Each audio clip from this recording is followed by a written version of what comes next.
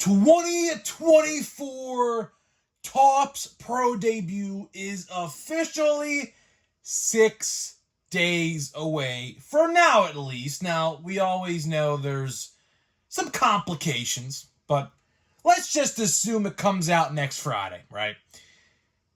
We're going to be going over what we know, what we don't know, and why you might be concerned with this new product. So what's going on, guys? It's Grip Rip, and before we get into the video, let's plug the giveaway as usual before we start. So at 10,000 subscribers, we're going to be giving away hobby packs of the newest release at that time.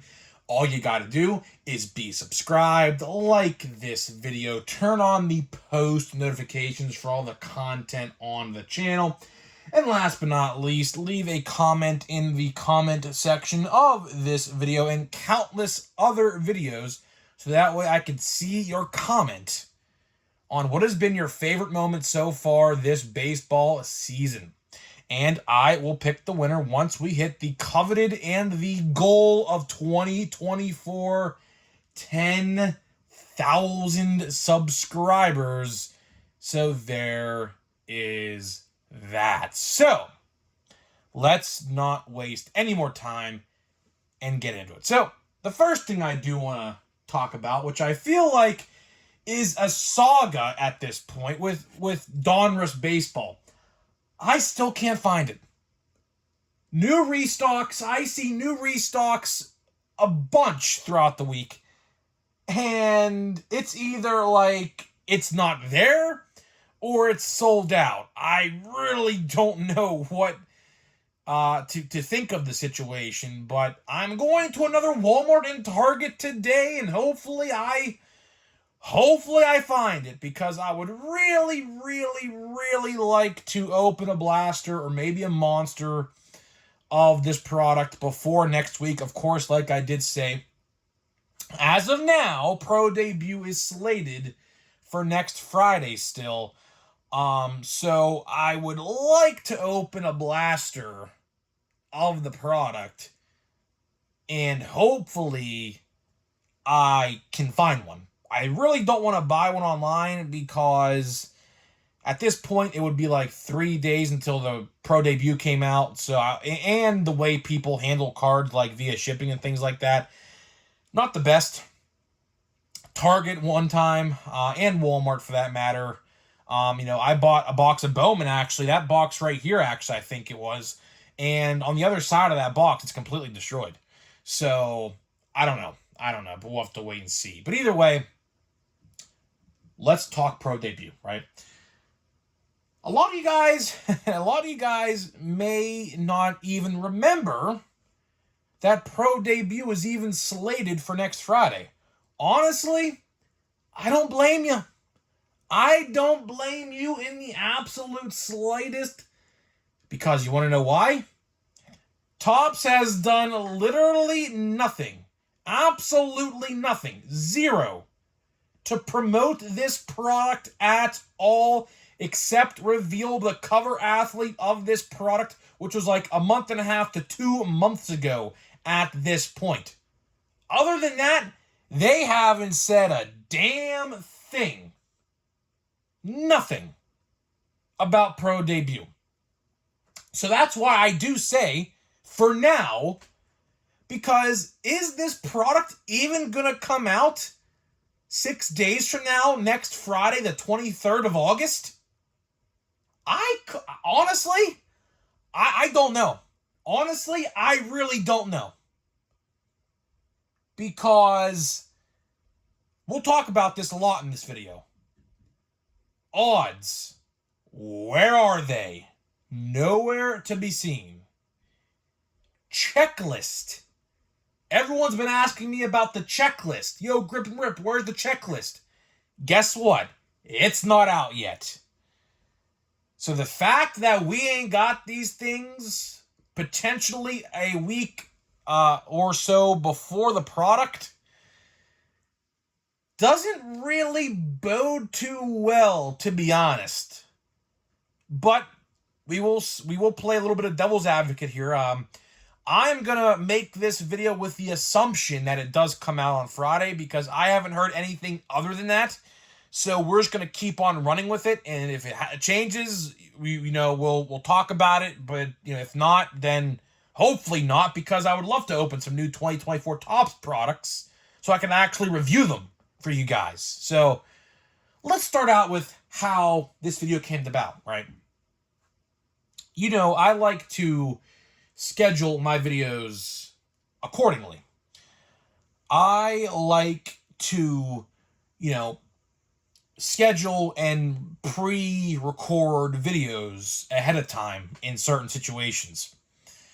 And I said, I'm going to construct my top 10 most valuable for pro debut in the events that it does come out next Friday. So that way, I don't have to rush and make a video, because honestly, it's kind of hard to make like prospect top 10s, because a lot of the time you might not even know who's good and who's bad. Typically, like what I do for like Bowman and draft and pro debut, I pretty much look up a lot of these guys' stats to get a better feel for what I'm dealing with. And, it takes a lot of time. Now, the major league guys, of course, like, the Paul Skeens and, the Jackson Holiday now and whatever, they're easier to do because obviously, I watch them, on a daily basis, so it's easy to know how good or bad they're doing. But another problem here with baseball in general, this ain't even just a sports card problem, this is a baseball card problem, or a baseball in general problem, is that MLB does not promote their prospects, like, literally at all. And unless your name is Paul Skeens or Jackson Holiday or, somebody of that nature, like a Dylan Cruz, not even, like, they really don't promote any of these guys unless it's a tweet here or an Instagram post there. So as a fan perspective, it's kind of sad to see. They should probably do a lot more promoting, their up and coming generation of talent, because, obviously, some of these guys, when they're drafted, get drafted right out of high school. Some of them get drafted right out of college. It's, it's all up in the air. It depends on the player itself.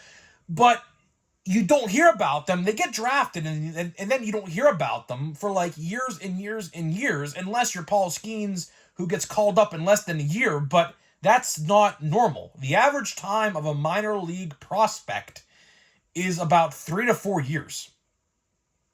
And of course, if they do good, that can get shortened. If they do bad, that can get longer, or they might not ever see the major leagues, right? So as, products like Bowman come out and pro debut and draft, I would kind of, low-key wish Topps would kind of do like a cheat sheet, in essence, of like, here are the top 25 prospects according to our lists. Here they are in order, 1 being the best, 25 being the worst of the top 25, right? I kind of wish they would do that, because that would make my life a lot easier. Now, in recent products, let me check this blaster box here for a second. In recent products, they did actually put, like, I don't know where it is, but there is a listing, and it shows, like, the top guys. Like, right here. You see that right there on the blaster box? It actually has some of the names right there, like Evan Carter, Jason Mingus, Pete Crow Armstrong, Ellie De La Cruz, and so on and so forth, right? I kind of wish they would do that on their website when they put the product up for pre-order, which they don't. As a matter of fact, Pro Debut actually never went up for pre-order on Topps.com, which I kind of figured that it wouldn't have, but it never did. Now, it will go up for order next Friday, if it does come out next Friday. So, of course, if you don't have a card store near you, you can go on Topps.com or any other place to find it. Now, I do recommend trying to find the cheapest option available. My guess is Topps will probably sell it for $90 on the dot, and Jumbos will probably be like $110 on their site. Other sites and places have it like $100 and $125 for each brand and configuration. So you have to really look around, right? But getting back to the checklist and odds, sort of thing, I was kind of baffled today to not see either of those on Topps.com. Now, of course, knowing my luck, as soon as this video goes live, they'll put it up on Topps.com, because every time I seemingly call out them for not putting checklists and odds up on their site, they literally do it. Like, I kid you not, they literally do it the next day. So I would not be totally surprised if this video goes live and all of a sudden there it is, because that's typically what happens. It seems like as if they do watch my videos, which I know some of their employees actually do watch my videos, because I have DMs with some of their employees in my Instagram who comment and DM me on Instagram. So that's how I know that they watch my stuff. But either way, right? Expectations with Pro Debut. I expect Pro Debut to be a good product, but not as great as it could have been. Now, let me specify what I mean by that. Obviously, we have talked about a lot on the channel price hikes. Obviously, one of the biggest problems, if not the biggest problem in America and the world right now, is inflation, right? Of course, unfortunately, Pro Debut, a set like Pro Debut, which is one of the cheapest products of the year, obviously that is not the case any longer. It's now just like all the rest that are the $100 price point. You want it, buy it. If not, it is what it is, right?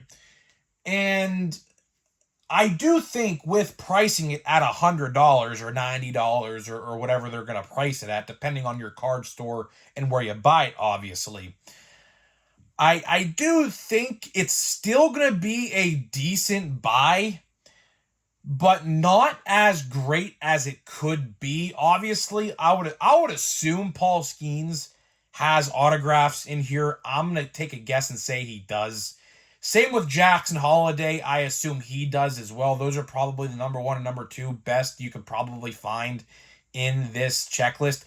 But the problem here is I have to go back and look at last year's checklist, but they're probably going to increase the autograph checklist by like 50, 60, 70, maybe even 100 players, like they did with Chrome. Do you guys remember what they did with 2024 Topps Chrome? They did the exact same thing. The autograph checklist for this year's Chrome doubled nearly by 50%. Literally 50%. Who is in that additional 50%, you might ask? Well, for example, there is a Rockies player in there. I don't remember the name off the top of my head, but he literally played 1 inning last year, has a rookie card, doesn't have a base rookie card anywhere for what I do believe. His first ever card is a Chrome autograph, and he played 1 inning last year. Hasn't played this year at all. I don't know why. Maybe he's not good. Maybe he's injured. I really haven't looked it up. But that kind of stuff really should piss all of us off, because they are watering down the product in a lot of different ways. Forget about price increases for a second. I mean, obviously, price increasing is somewhat watering down because you can't buy as much as you probably would hope. But they print a lot more, right? That's a big problem. They print a lot more today than they ever have ever. Well, I really shouldn't say that, because the 90s was a different animal, but we're almost, I wouldn't say we're almost to the 90s junk wax era, but we're almost there. I mean, I don't know the numbers. I'm not a math guy. I don't know how many card per base they print. I don't think we ever will figure that out. People claim they do numbers and figure it out, but again, that number probably is not accurate. But they add a lot of these autographs, like I just mentioned, of players you have never heard of before.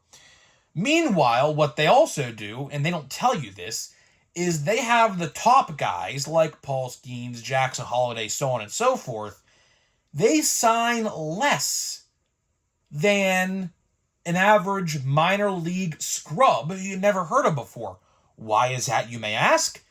It's called money talks. What do I mean by that? Every player has a price per autograph. Of course, the better the player, I think Jeter is like $500 per autograph for Topps. That's why you never, rarely see Jeter autographs ever pulled in lower end stuff. It's always the higher end stuff because he cost a lot to sign. I think Ichiro does as well, and as well as David Ortiz. Those are the top three in my head, I believe, that pay a lot and charge a lot to have a signature, not let alone thousands and thousands of them, right? So, obviously, Paul Skeens, I'm just taking a guess. I would imagine it takes Paul Skeens more money to sign than, let's say, a 10th rounder or a 15th round pick in the draft. Obviously, that's my guess. And Topps don't really outright say that, but the chances of pulling a Paul Skeens autograph compared to a scrub is astronomical. And they don't include that in the odds. I kind of wish they would. But they'll never outright admit that because it makes it look scummy. It makes it look like you have like a 1 to 1,000 shot, realistically, of pulling like a decent Paul Skeens or whatever else player, right? But to really wrap this video up here, I do expect Pro Debut to come out next Friday. I hope.